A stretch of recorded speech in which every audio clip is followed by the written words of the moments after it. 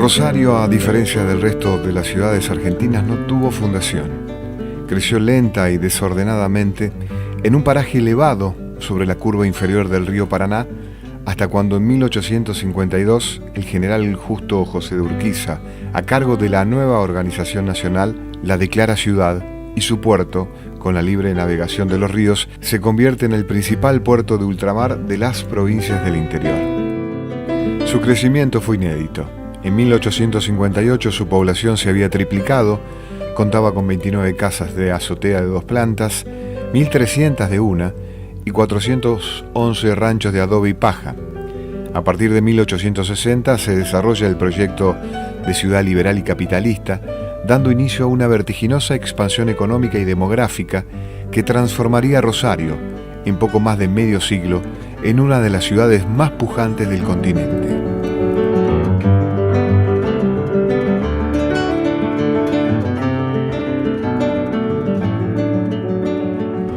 La década de 1880 vislumbra el extraordinario incremento de la construcción de edificios, con un récord en 1887 de 511 permisos otorgados para nuevas construcciones y más de 30 hornos fabricando ladrillos. Su población se cuadriplicaría en los ulteriores 25 años.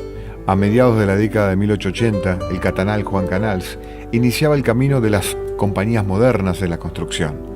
Presentó proyectos para la ejecución de la unidad penitenciaria número 3 y para el Palacio de Justicia, su obra más emblemática y uno de los primeros proyectos que articularía lo público y lo privado. También desarrollaría vastas obras de pavimentación y adoquinado y llevaría adelante importantes obras en el puerto.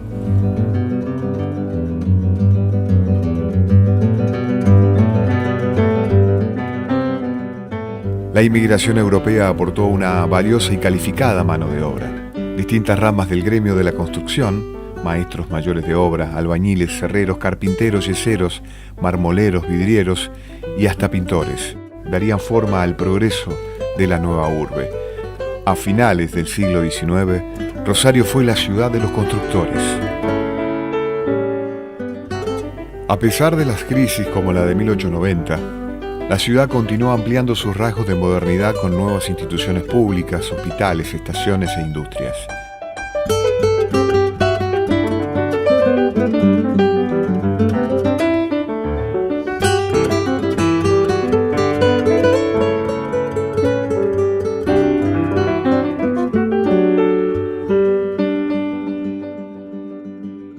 Junto a la construcción de su nuevo pulmón, el Parque de la Independencia, se desarrollarían importantes obras viales y fastuosos comercios.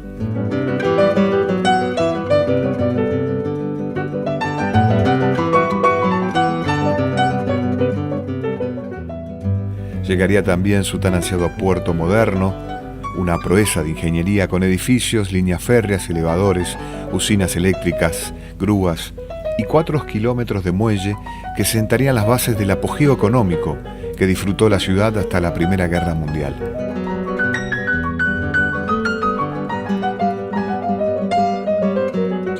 Este crecimiento se pondría en evidencia con la aparición de la red de tranvías eléctricos y un vertiginoso desarrollo edilicio.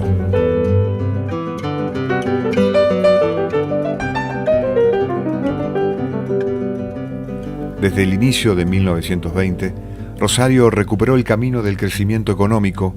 Volvieron a levantarse los grandes edificios, tanto públicos como privados, fortaleciendo a la industria de la construcción local.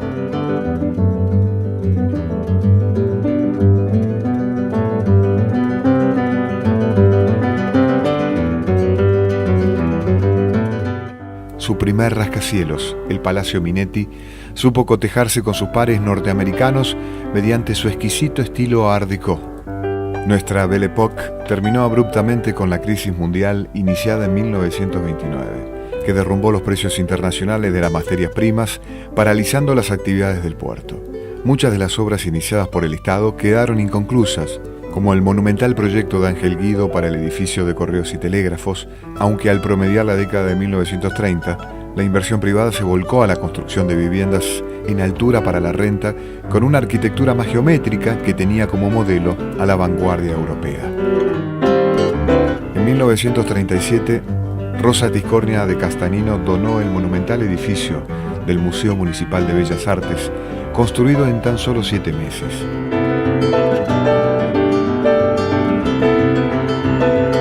También ese año la empresa constructora Biasuto y Fuentes dejaba instalado el edificio de la Comercial de Rosario, un mojón de modernidad.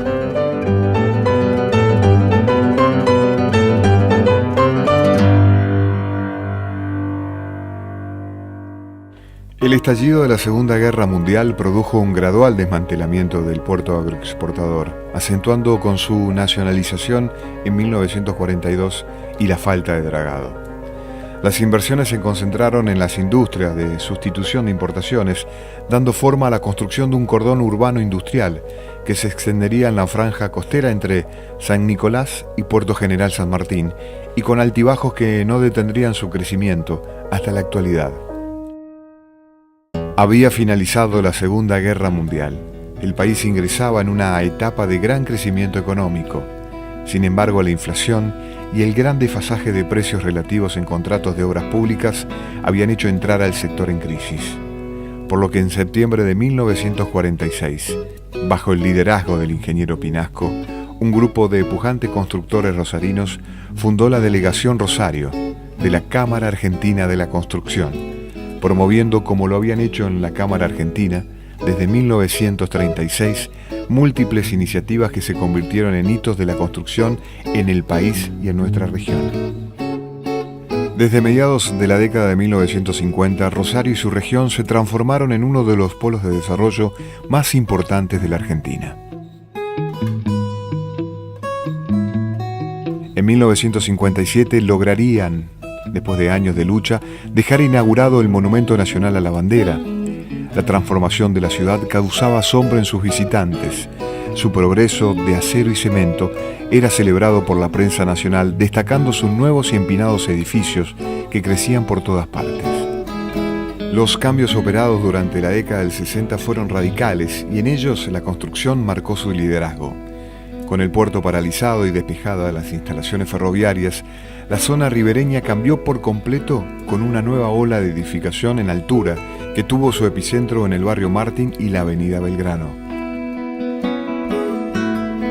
Rosario, con más de 1 millón de habitantes, requería continuamente de obra pública de infraestructura, pavimentación y obras hidráulicas que venían a solucionar los graves problemas de inundaciones en la ciudad. El puerto cerealero se va definitivamente de la costa central. Grandes puertos privados se instalaron en el cordón industrial hacia el sur y hacia el norte, afianzando al Gran Rosario como el polo aceitero más grande del mundo.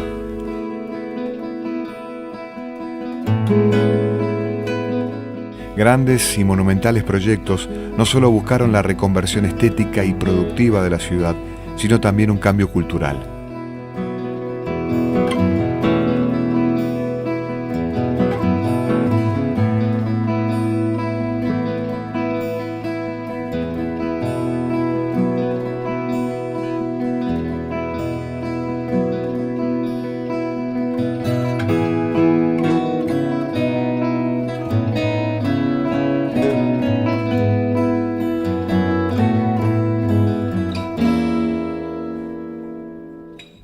Puente Rosario Victoria en el 2003 actualiza el rol de la ciudad como nodo del Mercosur e instala esa mega obra como un nuevo ícono de la ciudad.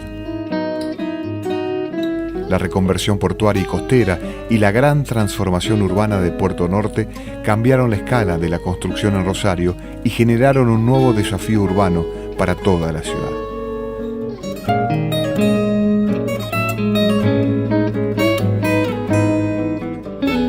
Hoy Rosario sigue creciendo. Rosario siempre asombra por su constante transformación, como ha pasado a lo largo de toda su historia. Y la construcción es el protagonista de esa transformación. Es el motor y es el testigo.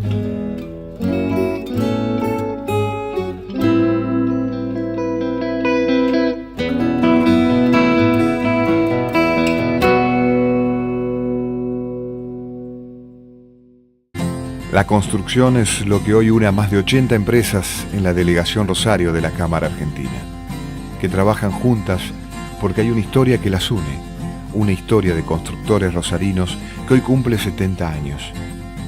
Hoy, la riqueza de nuestro pasado pujante llega hasta el presente y nos da fuerza para avanzar hacia el futuro.